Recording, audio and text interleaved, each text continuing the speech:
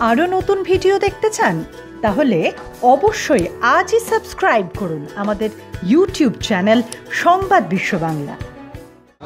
অনুপমদা, প্রথম থেকে নির্বাচন কমিশন এই যে রামনবমীর অনুষ্ঠান এদিকে সতর্ক রয়েছে।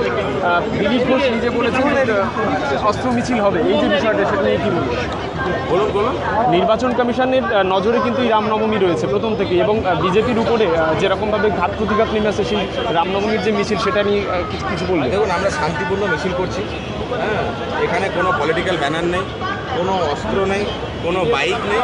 ফলে আমরা শান্তিতে বিশ্বাস করি এবং মানে কে কী বললো যায় সেটা আপনারা দেখতে পাচ্ছেন যে এখানে মানুষ শান্তিতে পদযাত্রা করছে এবং একটা ধর্মীয় অনুষ্ঠান।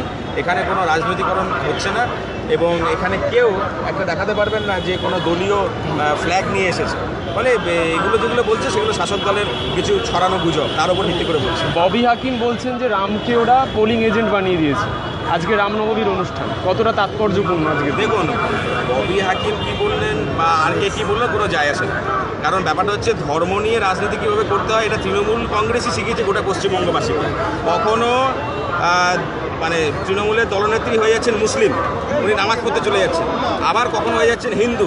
ফলে মুশকিল হচ্ছে উনি নিজেই কনফিউজ হয়ে যাচ্ছেন। কখনও তিনি যারা মুসলিম সম্প্রদায়ের ধর্মগুরু তাদেরকে উনি ভাতা দিচ্ছেন, যখন দেখা গেল পুরোহিতরা রেগে যাচ্ছে তখন আবার পুরোহিতদেরকে আমি হিন্দু বলে উনি প্রমাণ করছেন উনি হিন্দু। ফলে ওনার মানে ব্যাপারটা হচ্ছে যে তৃণমূল কংগ্রেসের কাছ থেকে অন্তত মানে গোটা পশ্চিমবঙ্গবাসী লেগে গেছে যে কীভাবে সস্তা রাজনীতি করতে হয়। তাদের কাছে আমাদেরকে শিখতে হবে না। আমরা ধর্ম নিয়ে রাজনীতি করি না, আমরা ধর্মীয় অনুষ্ঠানে বিশ্বাস করি এবং জনসাধারণের সঙ্গে থাকতে ভালোবাসি। যেটা আপনারা দেখতে পাচ্ছেন, সাধারণ মানুষ এখানে এসেছে রামনবমী সেলিব্রেট করতে।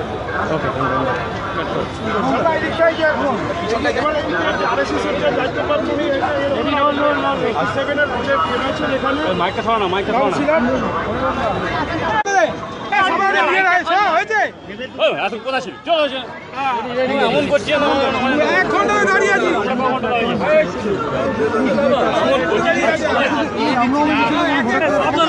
বিজেপি প্রার্থীর উপরে হচ্ছে আমি একটা মানুষ। ফলে আমার মানে অ্যাজ পার ইন্ডিয়ান কনস্টিটিউশন আমার এভরি রাইট আছে যে আমার যেগুলো ধর্মীয় অনুষ্ঠান সেগুলো যাওয়া। আমি যদি আজকে অধ্যাপক হিসাবেও আসতে পারি, আমি একজন অধ্যাপক, আমি একজন মানুষ, আমি এসেছি রামনবমী সেলিব্রেট করতে।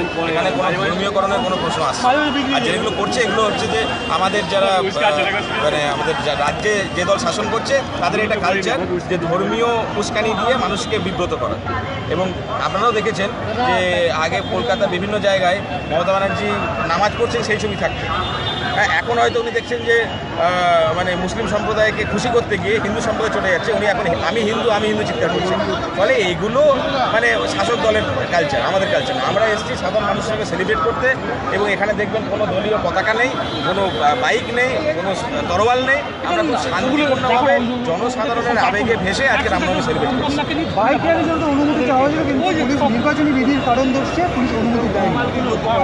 ওটা পুলিশ তো অ্যাকচুয়ালি তৃণমূলের ক্যাডার। পুলিশ হচ্ছে তৃণমূলের ক্যাডার। ফলে এখানে পুলিশ বরাবরই আমাদেরকে বাধা দিয়েছে। নতুন কিছু না।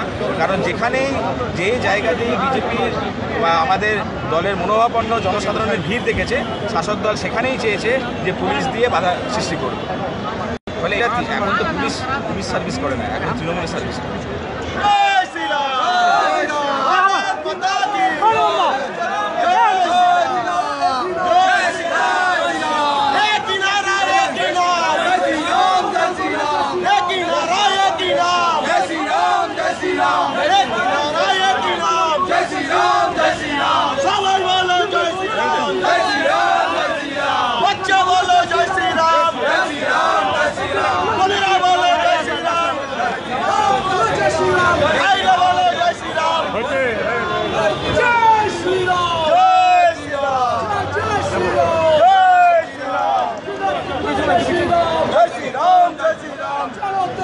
যাবো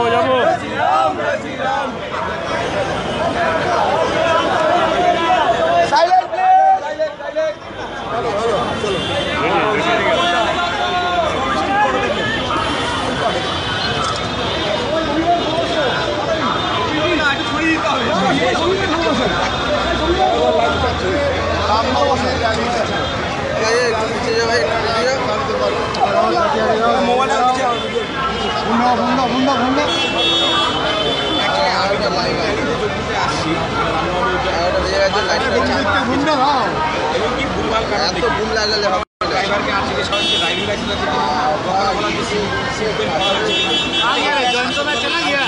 যে কোনো ধর্মীয় অনুষ্ঠানে তারা যদি ধর্ম নিয়ে রাজনীতি করতে ভালোবাসে কোনো ধর্মীয় অনুষ্ঠানের জন্য তাদের যে ক্যাডার পুলিশ তাদের এখন তো তৃণমূলের তৃণমূলের চাকরি করে পুলিশ পুলিশকে দিয়ে বাইক আটকানো, পুলিশকে দিয়ে মানুষকে বিব্রত করা, পুলিশকে দিয়ে জনসাধারণকে আটকে দেওয়া যাতে তারা ধর্মীয় অনুষ্ঠানে অংশগ্রহণ না করতে পারে, এটা তৃণমূলের কাজ।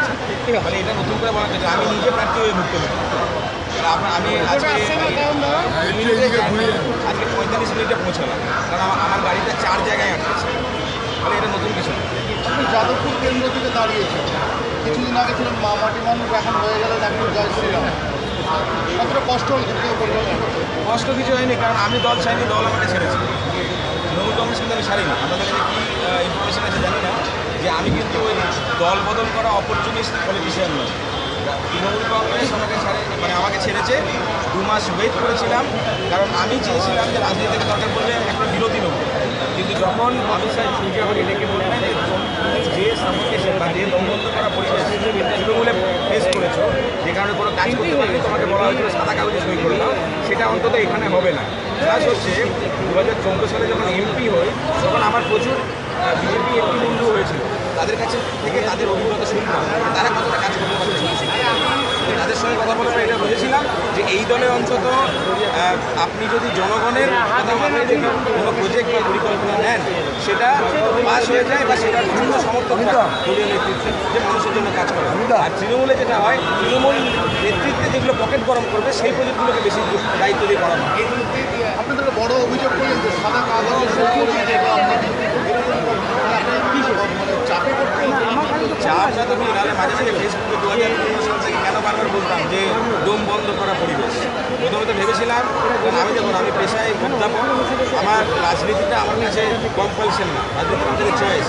আমি social work সাবজেক্টে পড়ে গত 12 বছর ট্রেনিং করেছি এবং যখন 2014 সালে আমাকে মমতা বন্দ্যোপাধ্যায় টিকিট দিয়েছিলেন, তিনি অন্য বীরভূমে তো এত বড় বড় নেতৃত্ব ছিল, তাহলে কোনো পলিটিক্যাল ব্যক্তিত্ব বেশি নেই, কারণ লোকাল এরিয়াতে সোশ্যাল ওয়ার্কার হিসেবে আমার একটা ইমেজ ছিল। সেই ইমেজটাকে কাজে লাগিয়ে উনি বোলপুর শিক্ষা জিততে চেয়েছিলেন, কিন্তু জেতার পরে যে আমাকে সাদা কাগজে সাইন করতে হবে সেটা ছিল। কারণ এমপি হওয়ার 3-4 মাস পরে জনগণের আবেদনের ভিত্তিতে প্রজেক্ট স্যাংশন করার জন্য উদ্যোগ নিই, তখন আমাকে বলা হলো যে ওটা ভোটের আগে হবে, আমাদের যেটা করা আছে সেগুলো করো। সেই সমস্ত প্রজেক্টে জনগণের কতটা আবেদন বা জনগণের কতটা নিড সেটা আমি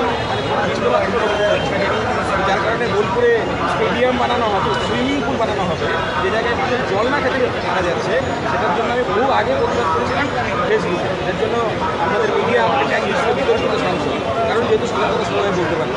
ফলে তৃণমূল থেকে ফেডা আমি 2015 সালেই হয়ে গেছে। হ্যাঁ, অফিসিয়ালি ডিটাচ হওয়া যেটা সেটা 2019 সালে। আজকে রামনবমী বলেছেন যে রামনবমীতে ওনারা এর আগেও অস্ত্র মিছিল করেছেন, এবারও করছেন এবং করবেন, আপনি বাধা দিতে পারেন, পুজো করছেন, আপনি নিরস্ত করলেন কেন? নিরস্ত দিতে নয়, মানুষের আবেগ সবসময় মানুষ যেভাবে আসতে চায় আসে, সেখানে আমি নিরস্ত্রও করিনি, মানুষকে এনকারেজও করিনি, ডিসকারেজও করি। মানুষ ধর্মীয় মানুষের তো ধর্মীয় ফিলিংস বা প্রতিটা মানুষের নিজের ধর্মের প্রতি যে শ্রদ্ধা, সেটার কথা মাথায় রেখে মানুষ দলে দলে যোগ দিয়েছে আজকে এই রামনবমী মিছিলে। সেখানে সাধারণ মানুষও আছে, ফলে তারা কীভাবে আসবে তাদের ব্যাপার। দিলীপদা যা বলেছেন, দিলীপদা অভিজ্ঞ রাজনীতিবিদ, নিশ্চয়ই কোনো একটা পজিটিভ দেখেছেন এটা বলার মধ্যে তিনি বলেছেন। পশ্চিমবাংলার কালচারে অস্ত্র ছিল না, আমাদের পশ্চিমবঙ্গের কালচারে তো বোমাবাজি ছিল না, যে এখন বোমাবাজিদের যে ইলেকশন করানো হয়, এখন পশ্চিমবঙ্গে তাজা বোমা পাওয়া যায়, আগে তাজা শাকসবজি পাওয়া যায়, সেই কালচারটা তো তৃণমূলে নিচ্ছে। এইগুলো সব বোমাবাজি, গোলাবাজি, সারদা রোজবাজি, এসব কালচার তো কোনো ছিল না। এগুলো সব তৃণমূলের আমদানি করা কালচার। তো সেই কালচারের কথা হচ্ছে, সেই কালচারকে আমরা সাপোর্ট করি না। আমরা জনসাধারণের সঙ্গে আছি এবং মানুষ স্বতঃস্ফূর্তভাবে যে জিনিসটা করতে চায় সেই স্কোপ করে যায়। বোমাবাজ বলে প্রতিরোধ হিসাবে করে দিয়ে বোমাবাজির প্রতিরোধ হিসাবে আপনি অস্ত্র না। দেখুন, দুর্গা পুজোতেও অস্ত্র, এটা হচ্ছে প্রত্যেকটা ভারতীয় সভ্যতা যদি দেখা যায়, প্রত্যেকটা সভ্যতা কিছু জিনিস থাকে দুর্গার কাছে অসুরকে বধ করার জন্য, তাহলে সেটা কিন্তু বিনাশের প্রতীক না, সেটা হচ্ছে রক্ষার প্রতীক। ফলে যে কোনো ধর্মের যে সমস্ত টিপিক্যাল সিম্বলিক অস্ত্র বা যে কোনো অর্নামেন্ট বলুন সেটা থাকে, সেটাকে আমরা শ্রদ্ধা করি, না আমরা ভারতবাসী, আমরা ভারতের যে কালচার সেটাকে আমরা মেনে চলি এবং সেটা কোনো ডিস্ট্রাকটিভ না, সেটা কনস্ট্রাকটিভ কালচার। তো সেই জন্য এইটাকে মিসইন্টারপ্রেট করার কিছু না। আপনার মিছিলে তো অস্ত্র আসে, আপনি অ্যালাউ করবেন না? দেখুন, প্রথম কথা হচ্ছে মিছিলে অস্ত্র আসেনি, দ্বিতীয় কথা হচ্ছে কবে কবে কবে রাম রাজা হবে সেটার জন্য আপনারা অনুমান করে যদি বলেন সেটা ঠিক না। মানে আমাদের মিছিল দেখতে পাচ্ছেন একদম সাধারণ মানুষের মিছিল, পায়ে হাঁটার মিছিল, মানুষের আবেগের দ্বারা পরিচালিত মিছিল, এখানে অস্ত্র আসবে।